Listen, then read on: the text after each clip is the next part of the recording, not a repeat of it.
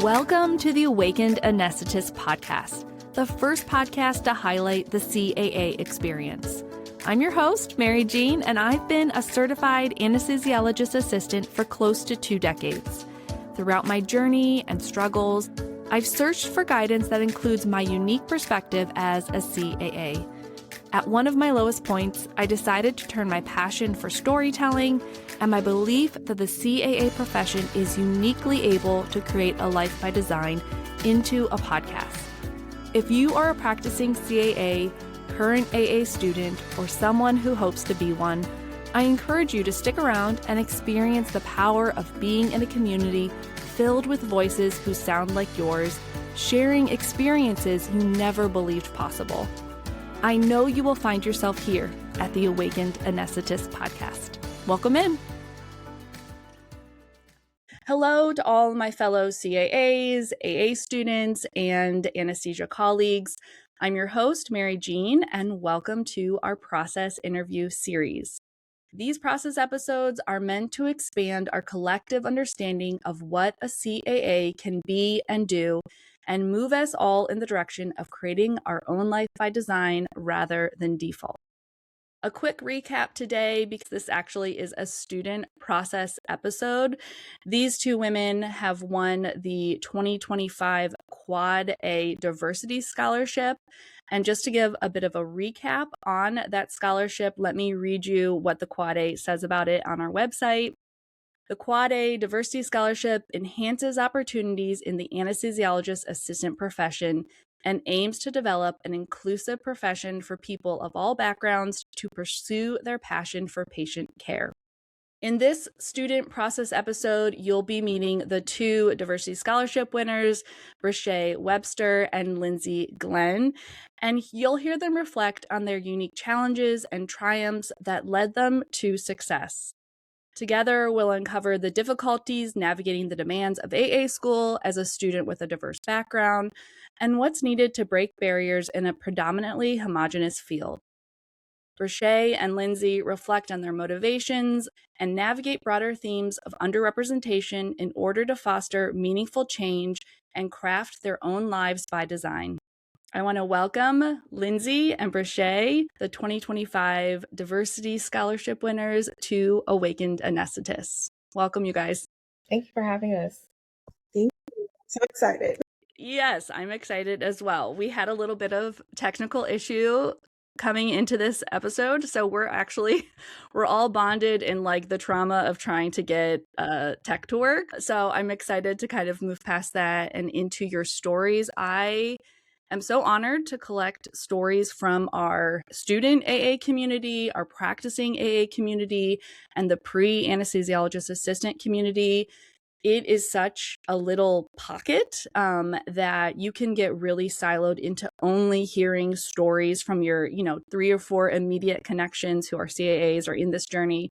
And so it's so important for me, and it is such a love language to bring all stories to the podcast. And last year, I, for the first time, interviewed the 2024 Diversity Scholarship winners, and we're actually going to include a little bit of an update from them at the end of your episode. But I wanted to start your episode in the same way, just really getting to know you individually, who you were before all of this AA school stuff. Miss Lindsey, you want to go first? Great. Thank you for having me. Hi, I'm Lindsey. So I was originally born in Denver, Colorado, and I have, a very small immediate family. I identify as African American. I was born to a mother who came from Birmingham, Alabama, down south, and to a father from Denver, Colorado. Being born in Denver, I was in a very predominantly white community, but I was able to kind of find my comfort and community with other people that looked like me. So that's kind of like the benefit of growing up in Denver. I was able to be able to switch around with different communities, but it also taught me how to code switch and also be able to navigate different areas and spaces that I might not be used to. But when I graduated, I decided to attend the illustrious Tuskegee University, which is an HBCU, a historically Black college university. And that was kind of an entire shift for me just because it was completely different from what I grew up around, but it felt more honing into me and what I identify with. And I felt like I blossomed a lot there. But I knew I wanted to go to medical school, or just be in the healthcare medical field from a very young age. So as I started trying to get into spaces to shadow or get more exposure, I felt like I wasn't getting the necessary access to those spaces just because of where I was located locally. It could be because of my race and also just because of my age, you know? So eventually I had to really fight to get into different spaces. Emailing, networking, I really had to get my foot in the door, and it was never handed to me. So then once I graduated, to get more healthcare experience, I decided to go work at Grady Memorial Hospital in Atlanta, Georgia, as a health equity access coordinator. And I was able to work in the emergency department, through the social work department, as well as the mother baby floor as well. And basically, I was just hired to give patients access to care that they otherwise would not have access to because they don't have someone advocating for them. So it was almost like I'm giving back to my community and giving them the access to different resources a hospital provides that I was not granted access to and I had to fight for. So it almost was like I was serving myself in a way through my community. And through that, I would gain a lot of exposure through the healthcare field and medically being able to now I have a spot to shadow now because I have a badge and I have healthcare experience and people now know who I am.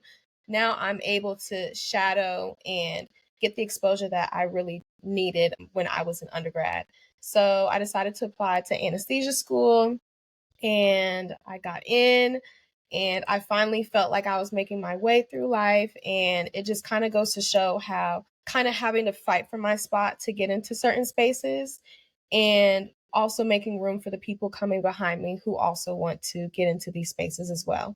It can be kind of difficult as a person of color getting into predominantly white spaces or spaces where we don't necessarily have that access to, and we have to work 10 times as hard to get into these spaces, but it is worth it. It is worth it to get through. So I'm happy I made it here, and that's where I am today. Thank you so much, Lindsey. I have so many things I want to. Yeah, Brashe is clapping you, snapping. So many things that you said that I want to dive further into. I want to give Brashe her voice as well. Brashe, same question to you, except for Lindsey mentioned the the idea, the necessity of code switching, and that may be a new idea, especially for someone who's white or has not had to do that before. So I don't know if you have any extra comments on how that felt for you. Absolutely. Code switching is something that I personally had to learn how to do very early on. I'm from Oklahoma City, Oklahoma. I'm African American. Both of my parents are from Oklahoma. I would say we actually had a pretty diverse upbringing in terms of like my high school was divided probably in fours, like with Asian, African American, white, and Hispanic. So I was more used to multiple cultures, but where I went to school in Denver, Colorado was very difficult for me where I went to AA school. So code switching is where I might be more myself in another situation. I have to kind of conform to the standards of who I'm interacting with. And not just in a professional sense, but I have a very strong country accent. And it seems like a lot of people in the Denver metro area haven't interacted with Black people at all, especially in the hospital. And so it just made it very difficult for me to be in certain spaces. And I had to kind of put myself in this box that I normally didn't have to do back in Oklahoma.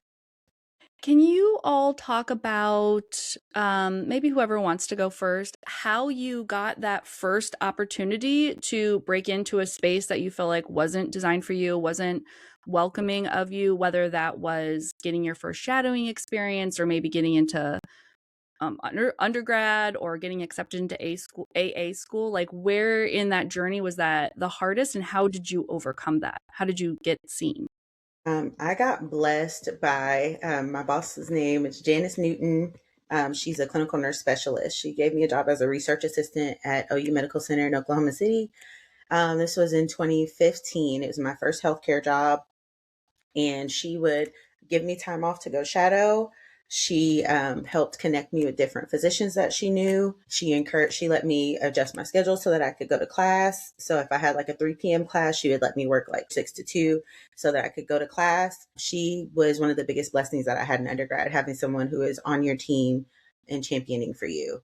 And then even when I left the organization, she wrote me a recommendation letter for medical school. And when I went to surgical tech school, she gave me a card and a gift card. And so having someone who sees that light in you and sees that potential in you makes all the difference. The power of someone truly seeing you and how that propels you is such a compelling story, I think. Lindsey, anything else to add? Do you agree? Was it different for you, experienced differently? It really takes a village for African Americans or any applicant or any student that doesn't come from a traditional background to get into spaces like these. So you really have to be intentional, persistent. You have to make sure you communicate well. So it's not only finding that one person to give you that access, but also maintaining that access individually. And I feel like that was the hardest part. Once I got in the door, keeping the door open for me, keeping the door open for the people behind me. And yes, it kind of gives you like a guide, having a person to open that door for you, but maintaining it open is the hardest part. And that goes back to the code switching part, because you have to make sure that every space you walk into, you're able to read the room. You're able to understand, am I able to be my authentic self in this room? Or do I have to put a mask on? And sometimes, it's a benefit to putting a mask on. Sometimes it doesn't feel like a mask. It's just, being friendly, being nice, smiling a lot. But also sometimes, what if I don't want to smile? What if I'm having a hard day? I don't know how that'll be interpreted by people. So it's almost as if I can't be too quiet. I have to smile. I can't have a bad day, because that could be interpreted as, oh, you are not grateful for this spot that we gave you access to. That's the hardest part. No breaks.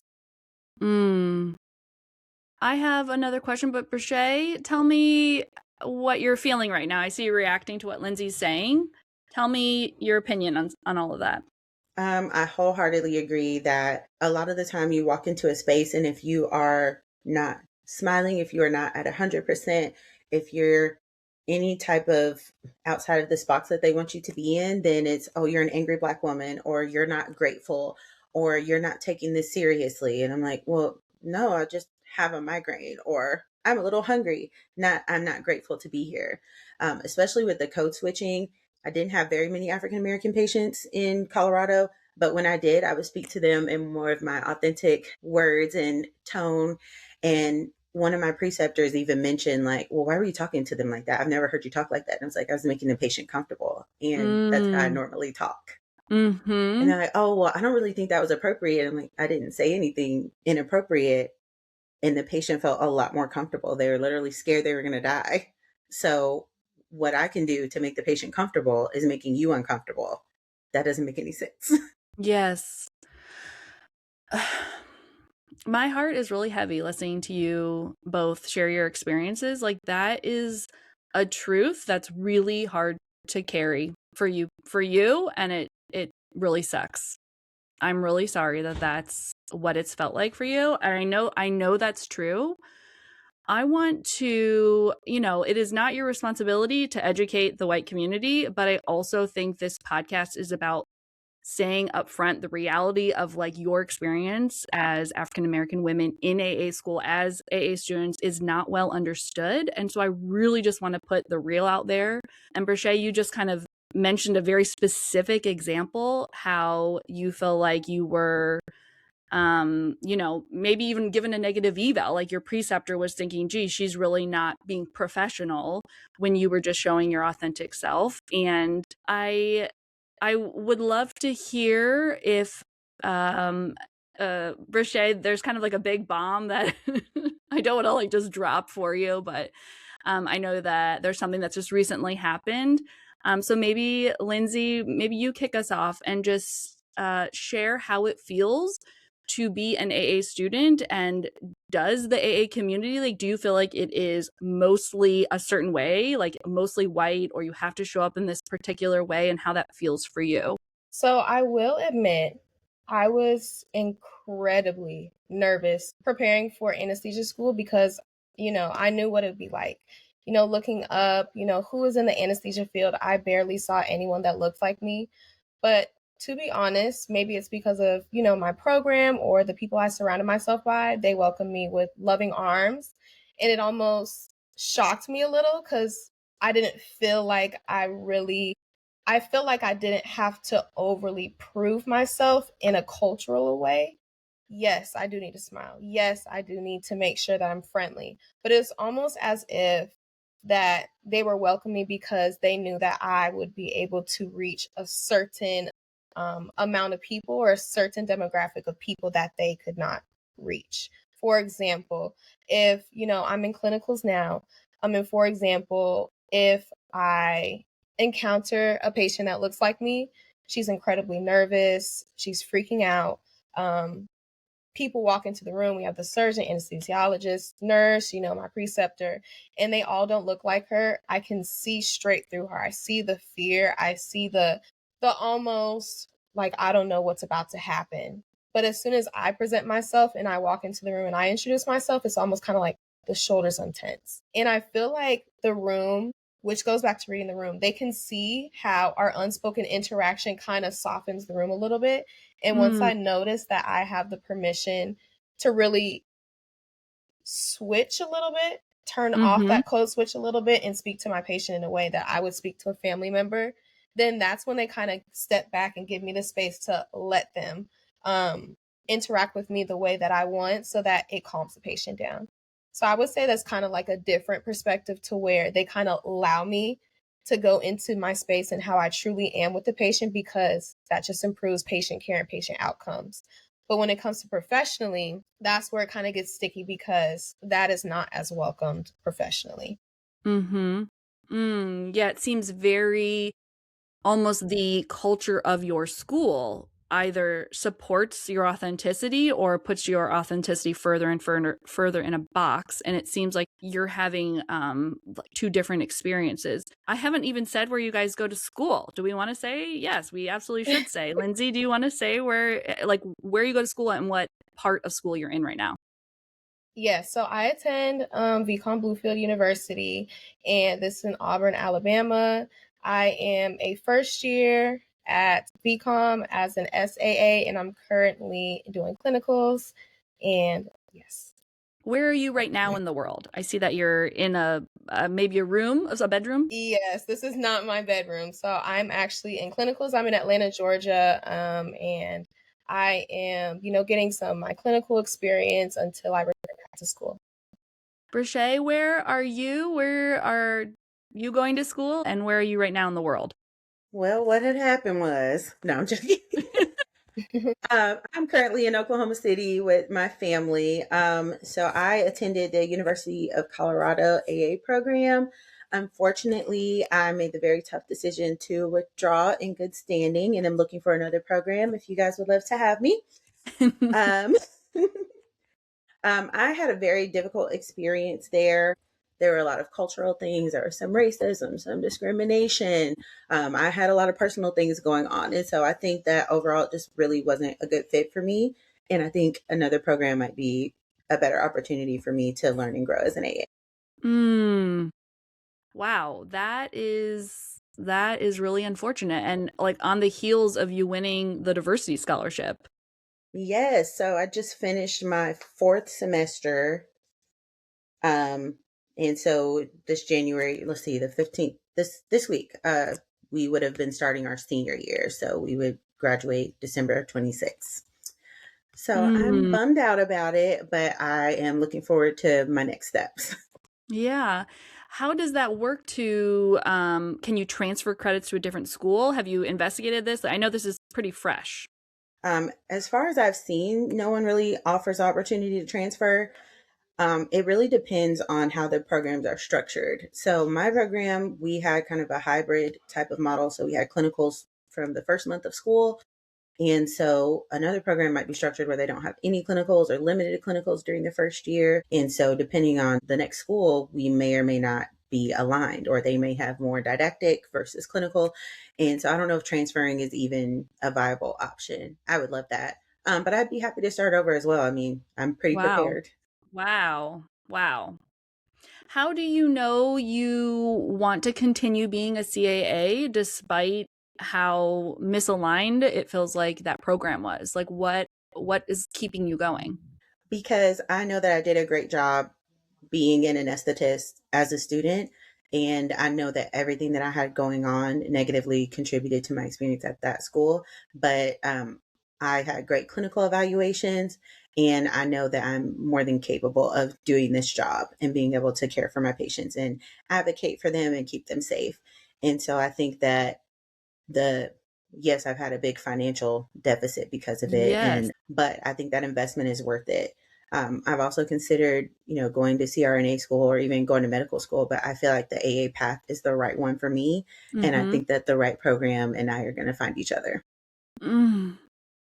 What a crazy amount of emotional intelligence and resilience it takes to even utter those words to say, I've lost a lot and I still see the value in continuing forward. Wow.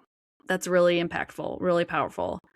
And hopefully someone listening to this episode hears it and feels the same, because wow, what an incredible asset to our profession you'll be. Well, after that, maybe let's Lindsey, let me ask something about something you've said. Lindsey, you talked about wearing masks. And I want to dive in a little further because I think that there is a general need to wear some type of mask in the operating room. And it sounds like you all, both of you, agree with that. I feel like I oftentimes have to wear masks in some situations. I'd love for you to just put a finer point on the difference between the way maybe I have to put on a mask as a white woman who's been a CAA for like 15 years, and how that is different for you, Lindsey, as an AA student who's African American. Yes, so it's a few masks that you have to wear. As an African American, number one, African American female, number two, and also I feel like due to my age as well, being younger, it just, it's a lot of battles that I kind of have to internally try to work myself through, but also professionally. I will say, like, for example, in the operating room, all eyes are on you. And I did not know this, I when I went to, my first week of clinicals, I thought, okay, I have my own space to do my own thing, handle the patient how I want to. But then I turn around and I realize, why is everything so quiet? Everyone is staring at me. Everyone is staring at me. Everyone is waiting for me to intubate this patient. Everyone's waiting for me to push these medications. It's almost as if I'm on a stage. And when you're on a stage, you have to perform. You have to perform. And the first few weeks of clinicals, that was a big adjustment for me because in my head, I was not used to the pressure and the tension of the room while they're waiting for me to perform, right? So, as a new student who has never done this before, who might have messed up or might have, maybe not have got my intubation correct. And then I hear, the sighs or the, because they have never seen a Black female student doing this in a very long time or even be able to have access to the space. So, it's almost like I'm predetermining their thoughts that are circling through my head or, she does not belong here. I wonder if she's going to get this or she's not going to make it. Are they making bets in their head on whether I'm going to make this intubation or not? So it's almost as if I'm taking on the tension and pressure of the room while I'm on that stage and performing. And it affects your confidence. It really does. So then you really have to just kind of get used to the fact that, yeah, they're going to stare at me. They might not tell me to my face, but I can see in their face that they don't see it in me. So it's almost as if I have to make sure that I'm taking notes, that I'm listening intently, that they know that I am here to work. I'm here to prove myself. And even if I have to wear a mask, it's worth it. It sucks. It really does, because sometimes I want to let, my preceptor know, hey, like, I'm not confident in this right now. I'm about to have an anxiety attack, or, but I can't. I don't have the space to, because I have to work 10 times harder, and they hold me to a certain standard that I have to prove every time. And walking in the nervousness of pushing the patient back into the operating room, knowing I'm about to get on stage and perform right now, working through that, you kind of have to just get used to putting that mask on. And that can be completely different from your experience, where, you've been in your career for a long time. They see people like you all the time. They expect you to know what's going on and what's happening. They don't have to stare at you the whole time and watch every single thing that you do. But for me, everything is watched. Every syringe I might accidentally drop on the floor. Every, my hands are shaking and something might not go right. It's just something I have to get used to.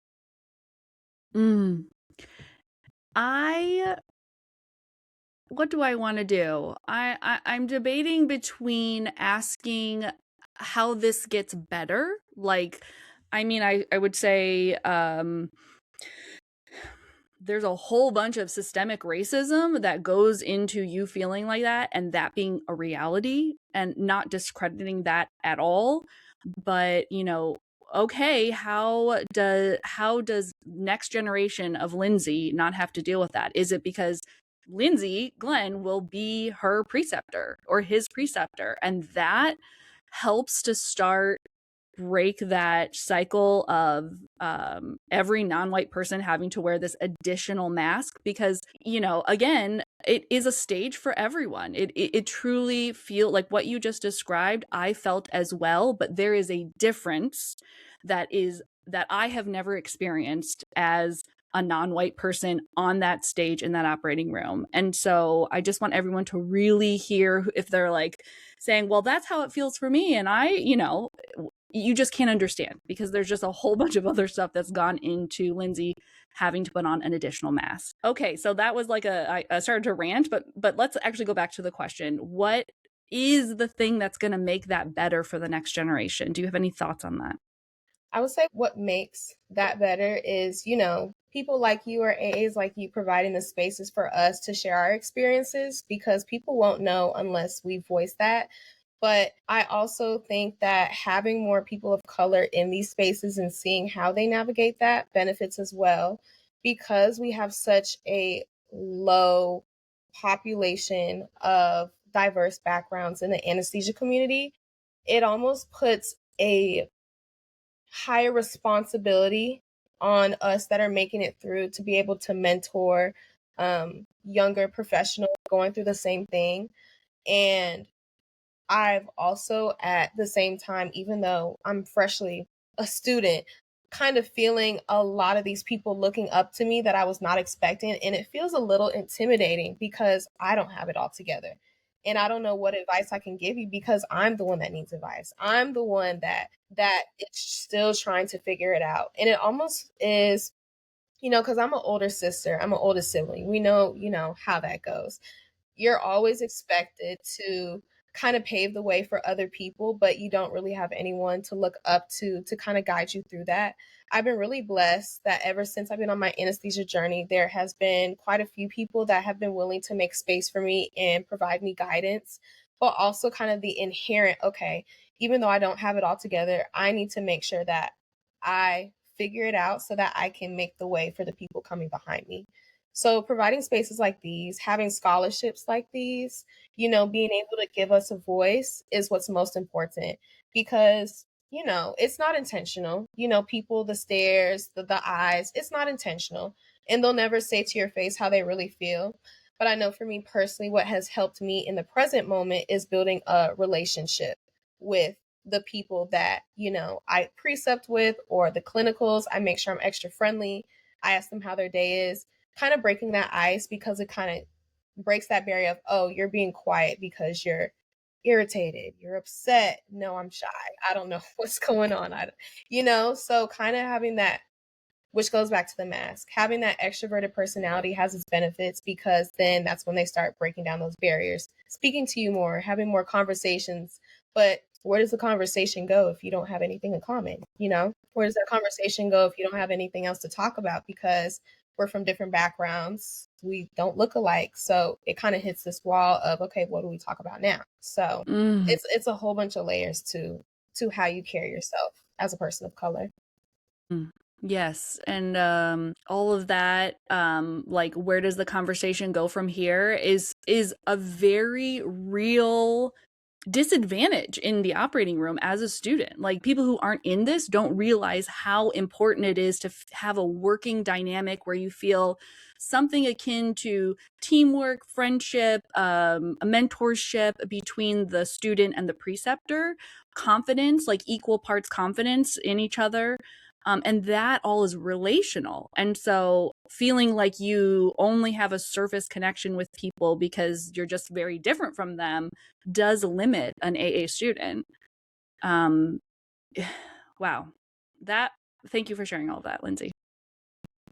Brashe, talk to us about what you want to share about how it felt to be you in AA school, and maybe what you can share about what led you to decide it was best for you to leave the program. So our program is small in terms of students, but the hospital we practice at is huge. It's a level 1 trauma center, and they have residents, fellows, AAs, AA students, CRNAs, and then they're gonna start having SRNAs too. And so it just made it kind of intimidating, a little overwhelming. I like to say I grew up at a level 2 hospital. Uh-huh. And I think a lot of it had to do with my age, my confidence as a person. I'm a very blunt person. I don't like playing games, and I think it had to do with me being Black. We had 2 Black residents. I was the only Black student in my program. I have finally heard that there was one other Black student in the 11 years of my program. I was one of the few parents. And so they are really just not used to dealing with me or anyone who looks like me. And I think that played a huge role in a lot of my clinical evaluations. It played a huge role in how I interacted with program leadership.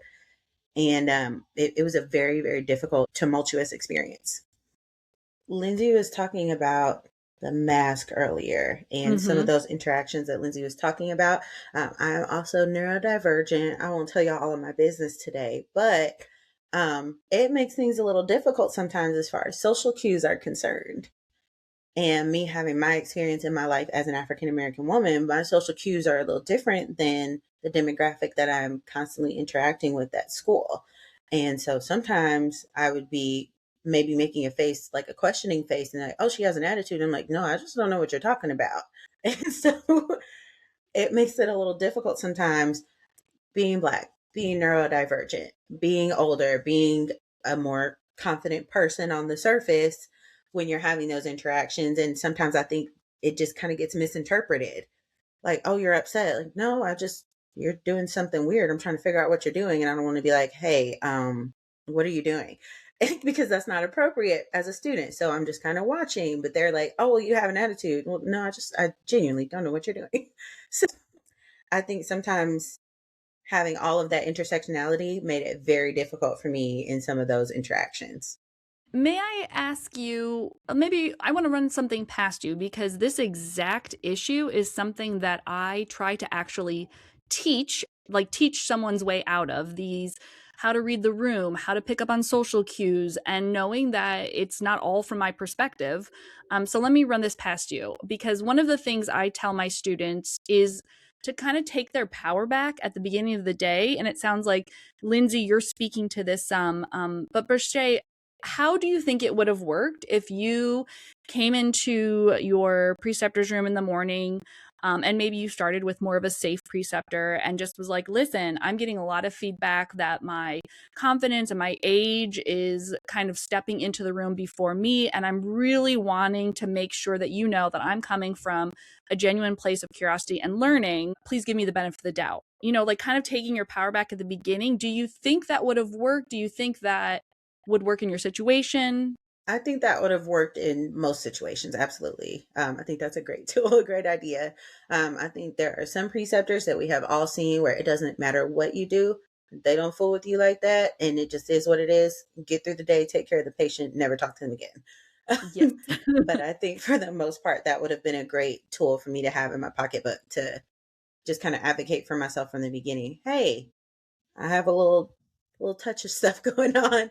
I'm genuinely curious, and I'm not necessarily questioning you. I want to understand. Yeah, I mean, just as like a suggestion for everyone, like you will feel like you have absolutely no power, that everyone is staring at you. And my encouragement is always the and both. Like, yes, that is true. And also in some, maybe many situation, there might be a glimmer of you to start with a conversation like that can then change the tone. And again, not on every preceptor, because unfortunately, in medicine, there's just some personalities that just aren't open to that. They just are so rigid. And I believe that there's a future world where those rigid personalities are kind of weeded out and retired. And maybe we are the three personalities that, people can be a little bit more flexible in their thinking. But all right, ladies, I wanted to just ask where you see yourselves once you graduate. And Brashe, maybe where do you see yourself in terms of how long you want to take a break and when you're applying and how you see the future for you back in AA school? Do you want to go first, Miss Brashe? Why don't you go first? So I see myself, I mean, ideally being able to transfer, but I just don't know if that's a possibility. Anyway, so looking for a program that values my experience, not only as a scrub tech, as a Black woman, as a neurodivergent student, but my experience as a student anesthesiologist assistant, because I think the leadership skills that I have and the experience that I have can be a great asset to a program. I want to be able to teach in the future, and I want to be able to show people who look like me and have a background like me that you can do it. You are more than capable. But I really encourage any pre-As who are looking for a program to make sure that this program has the support that you need, whatever that is. If you need more family support, then stay close to your family. I was very isolated from my family. We were a 9-hour drive away from my family, and it made it very difficult. As a single parent, I had a lot going on personally, and all of that is just not a good recipe for AA school. And so making sure that you have your personal life lined up and making sure that you and your program are in alignment is going to make a huge difference on your experience. Brashe, thank you so much for sharing all of that. And actually, when you spoke about advising pre-AAs to be sure that their personal and professional life were aligned, and that their program was, in particular responsive to your specific needs. I just have a whole bunch of follow-up questions now about how a pre-AA would know that. Like, can you ask those questions in an interview or to the admissions team? Maybe think on that for a second. I'm going to ask Lindsey. Lindsey, I would love to hear where you want to see yourself when you graduate, or what your future self really hopes, where they hope to be. And also, if you have any thoughts on maybe how you were able to pick VCOM in such an aligned or a more aligned manner.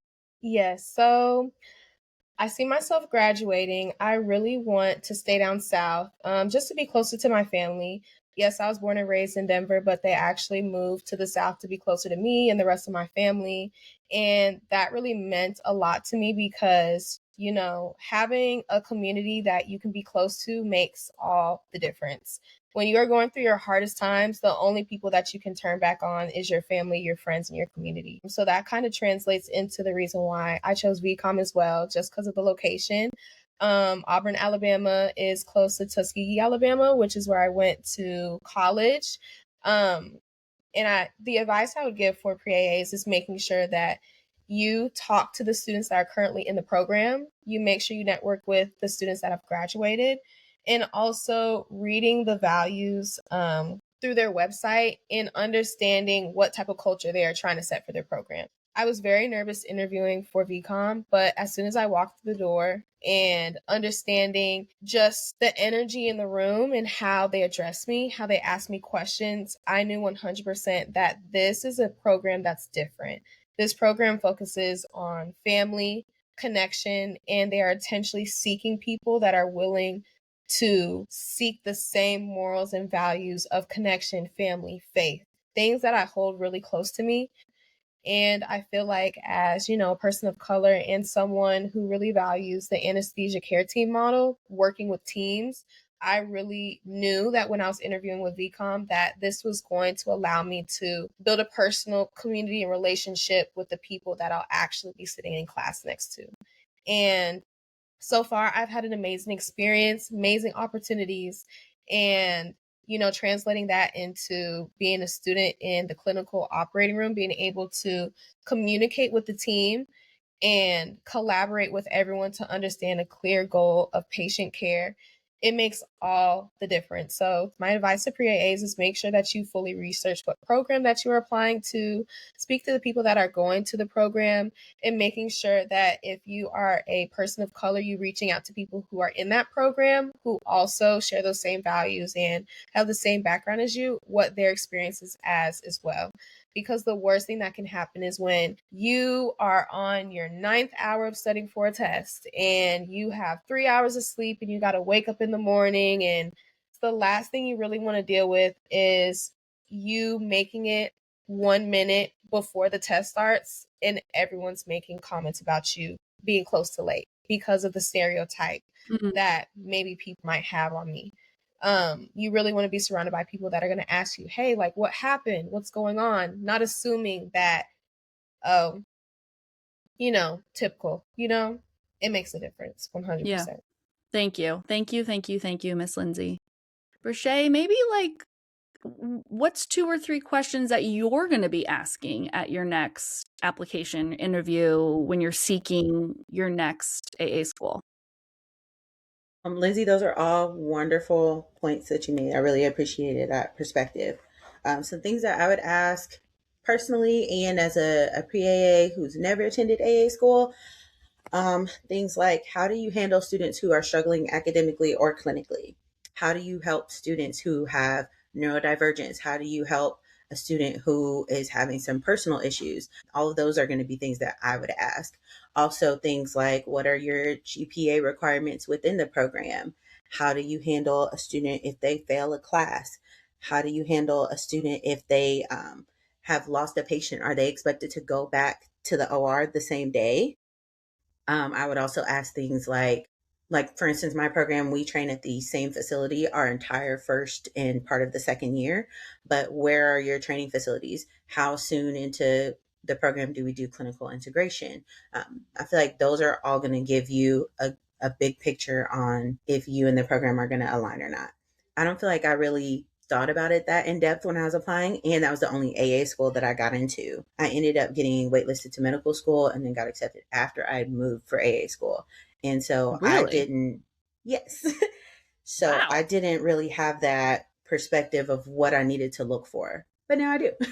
Wow. I mean, just if pre-As are listening right now, please take notes. Like, this is the lived experience guiding the next generation to, like, have a better alignment. Dare I say, make fewer mistakes or like leave fewer things out. Really, really appreciate, Brashe, you being honest with that. And you two have been such a guiding force. And I just want to thank you both for being honest and vulnerable and real and bringing your real selves. I hope you feel like you were able to be your real self on this podcast and with our community, because I certainly see you both and cannot wait for you both to be my CAA colleagues and maybe see you at Quad A. I'm not sure if you're going to be there or not, but just really appreciate you both for being here today. I know that especially pre-AAs who are listening right now are going to want to talk to you and they're going to have questions. You've said so many truly life-changing things that I just feel like people who identify with you and or just want to have more of your knowledge are going to want to talk to you. I'm open to Instagram, LinkedIn. You can email me.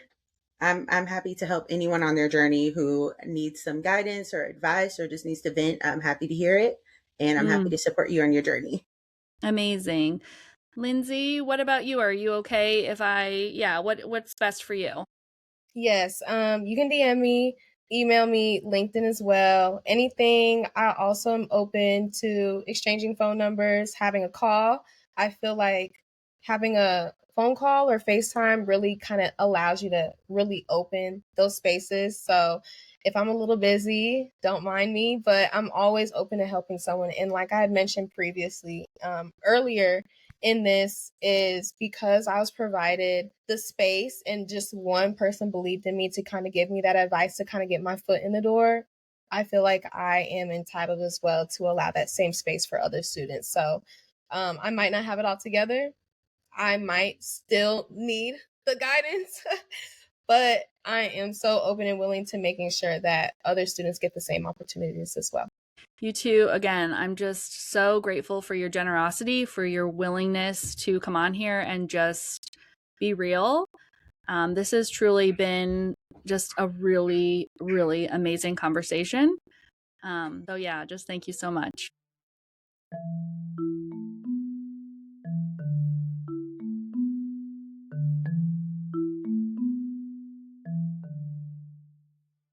Thanks for listening to Awakened Anesthetist. If this episode resonated with you, share it with a CAA friend, an AA student in your life, or a prospective, and let them know why you loved it. It's the most important thing you can do to support this podcast and its mission. You can always find more ways to connect with me and this CAA community at awakenedanesthetist.com. And while you're scrolling the website, check out my trusted CAA partners who make this podcast possible, with a special thank you to my Season 5 sponsor, Harmony Anesthesia Staffing. Talk soon. Hi, I am Takia McClary. I am a Certified Anesthesiologist Assistant, and I currently work at a hospital in Georgia. I work a full call schedule, so I get about 45 to 50 hours, give or take, a week. It feels kind of weird being done with school now because I don't have to worry about submitting assignments or preparing for exams, but it also feels really good to know that my school adequately prepared me not only to pass the board exam, but also to perform well in a clinical setting. There are a couple things, though, that I wish I knew before I started working. One of those things being finances. I wish I knew a lot more about investing and saving and budgeting before I started working. I also wish I'd taken time to get into different hobbies and interests outside of anesthesia, because when I was in school, I don't think I made time for anything else besides school. So those are the two things that I wish I kind of took a little more time with. But overall, I love what I do on a day-to-day basis, and I try to encourage anyone that will listen that this is the best job in the world.